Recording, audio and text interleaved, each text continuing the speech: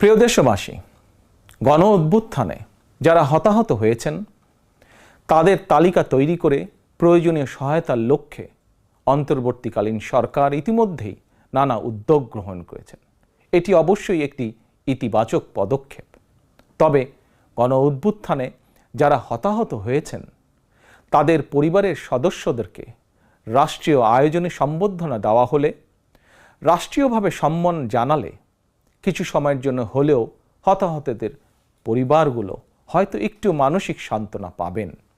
এ ধরনের উদ্যোগ গণ অভ্যুত্থানে চেতনাকে আরও শানিত করবে বলে আমার বিশ্বাস।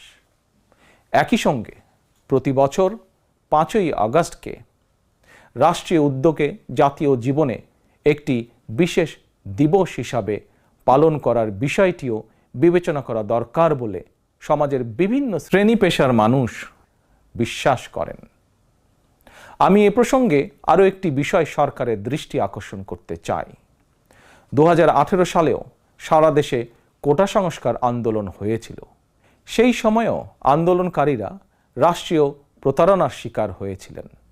গণহত্যাকারী হাসিনা আন্দোলনকারীদেরকে সেই সময়েও নির্মমভাবে দমন করতে চেয়েছিল, দমন করেছিল। এমনকি খুনি হাসিনা সেই সময়ে আহতদেরকে চিকিৎসার সুযোগ পর্যন্ত দেয়নি। সুতরাং দেরিতে হলেও 2018 সালের হতাহত কোটা সংস্কার আন্দোলনকারীদের বর্তমানে রাষ্ট্র কিভাবে সহায়তা করতে পারে সেটিও বিবেচনায় নেওয়া দরকার বলে আমি মনে করি।